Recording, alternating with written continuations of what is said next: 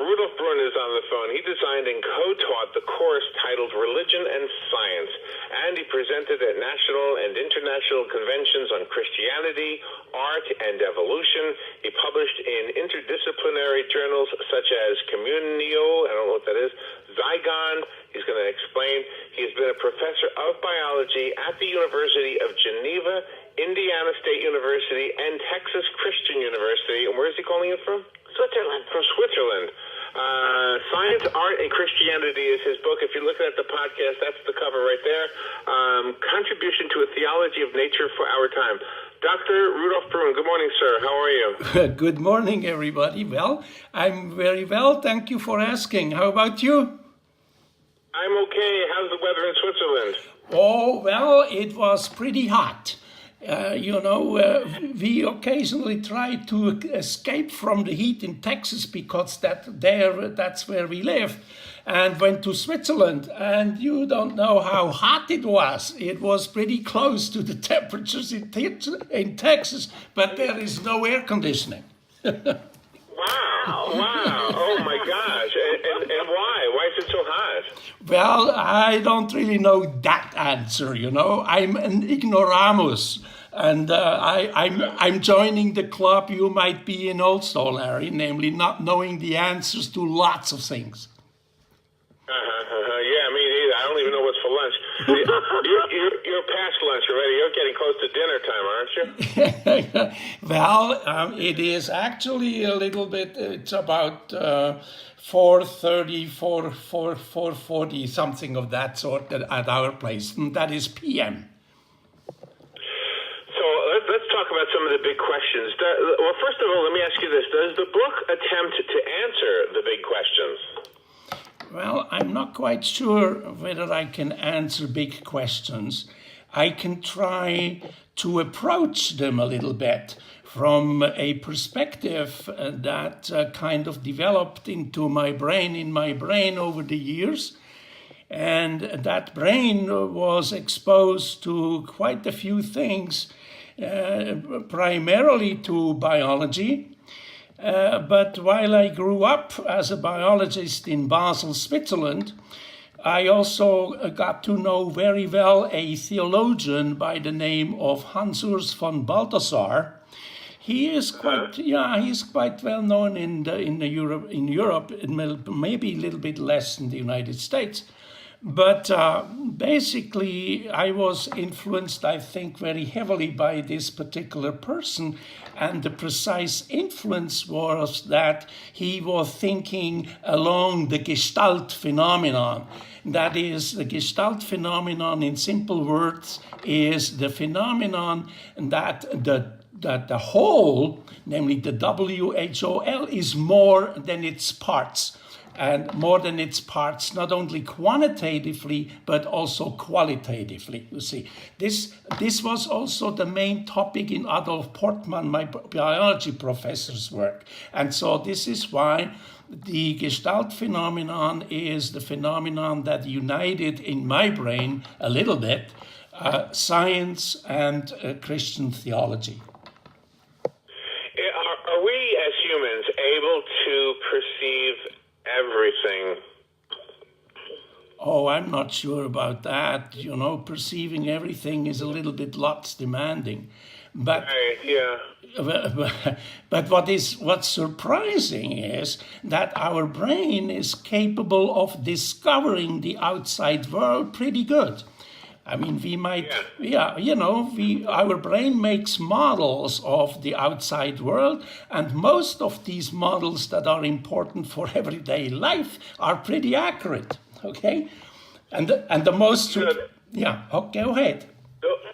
Well, I was just going to say, the reason I asked the question is because there's a I'm not a great Bible scholar, so I'm going to mess this up, but there's a thing in Christianity, I think, or maybe in Judaism or somewhere, where it says the peace which surpasseth, surpasseth or whatever, all understanding. So there's something in the Bible that suggests that we don't have the capacity to understand everything. It goes beyond us.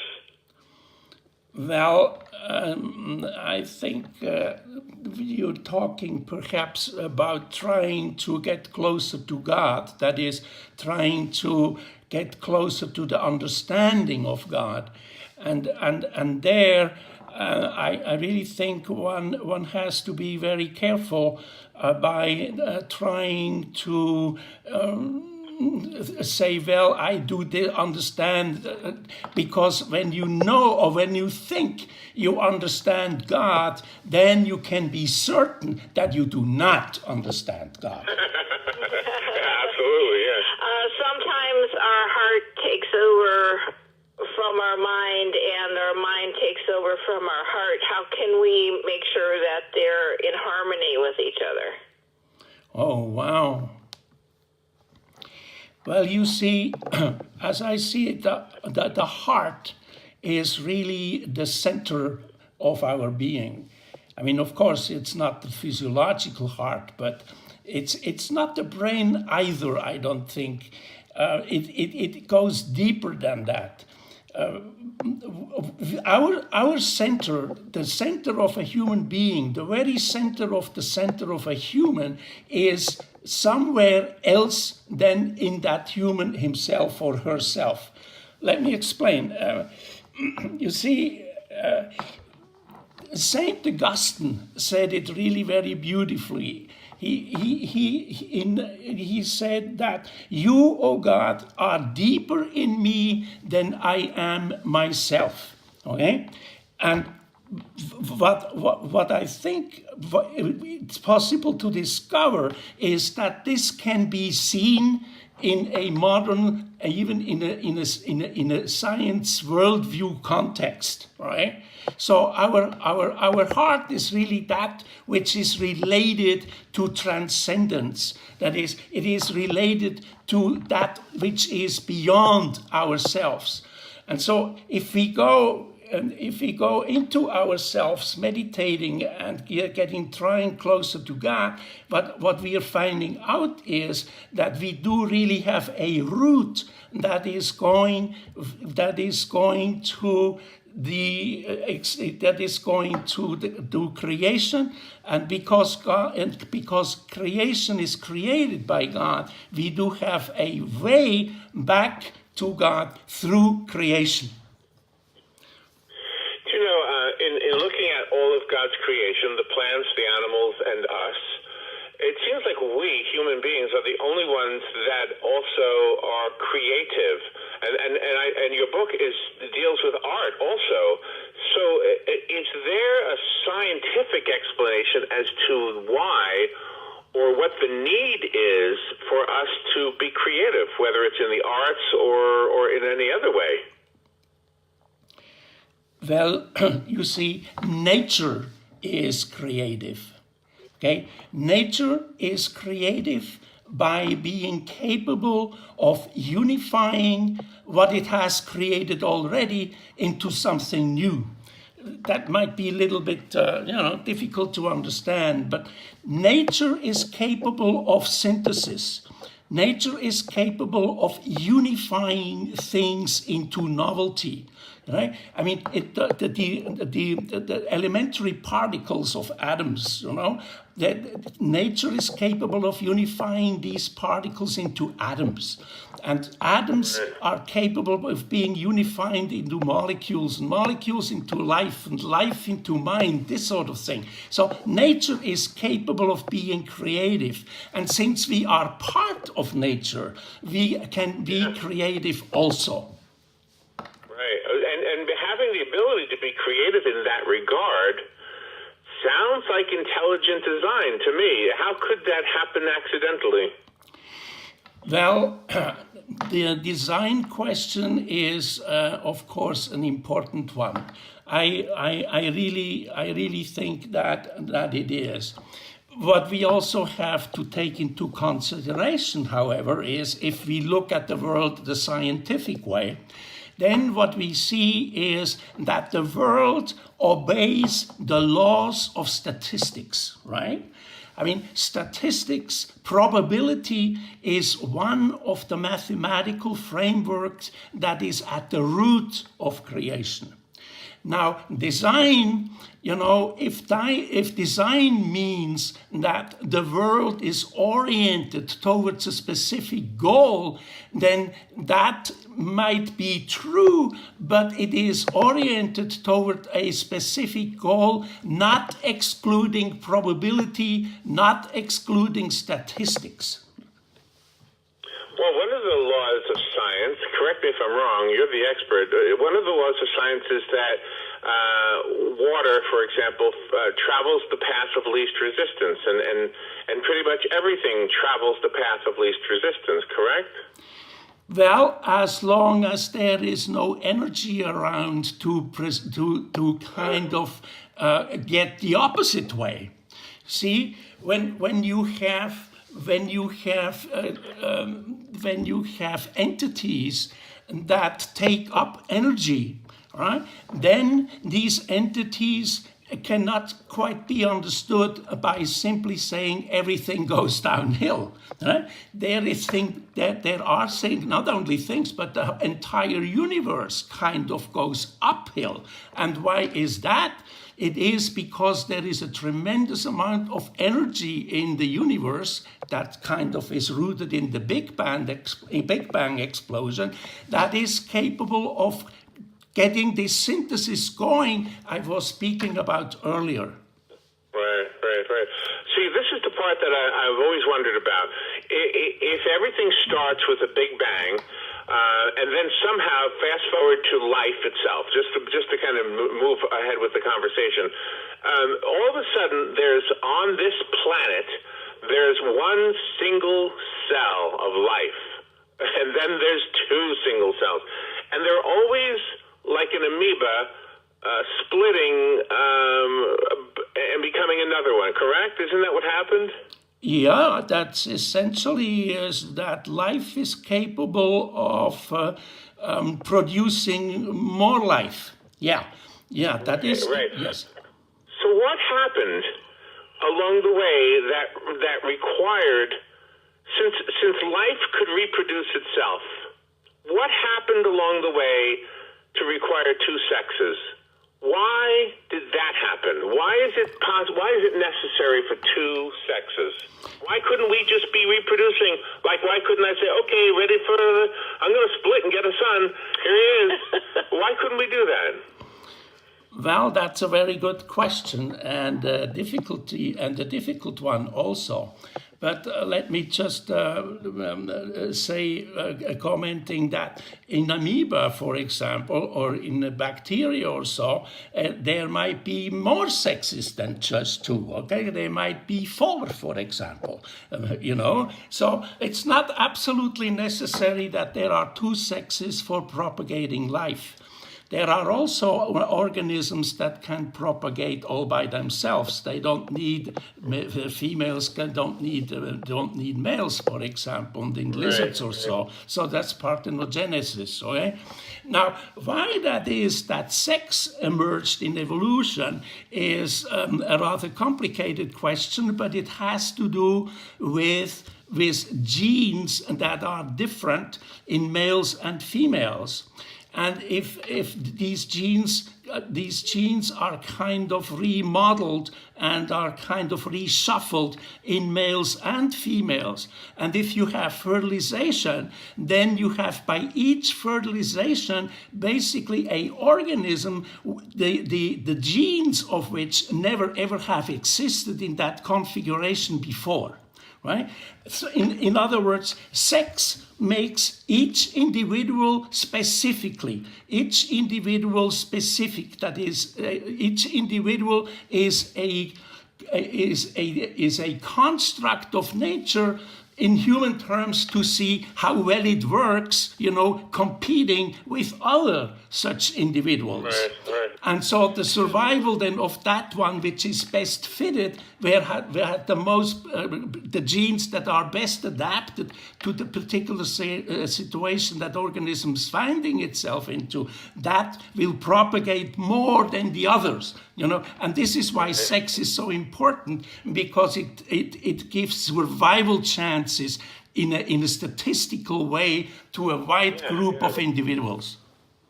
Right, and that what you just said said right there is so fascinating, because in order for that to happen, there must have been some way that the organisms knew that they needed to have some information from two different parts in order to evolve.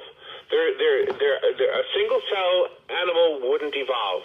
Only an organism that requires two sexes could possibly evolve.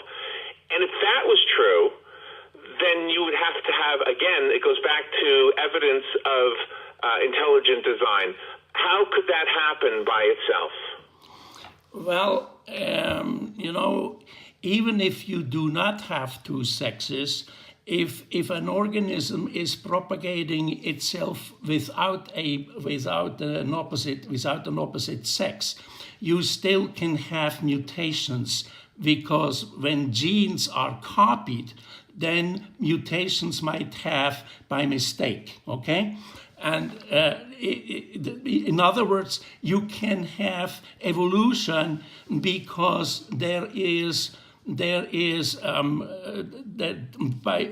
by splitting apart, one organism splitting apart into two, the two might not be identical because there are mutations that might happen. So you don't really need obligatory two sexes. Two sexes help the process, but one can imagine that one organism all by itself is capable of propagating, and its offspring then producing replication errors, so that there is variation. That is the key. You need to have variation as life emerges, so that natural selection can select the best fitted individual.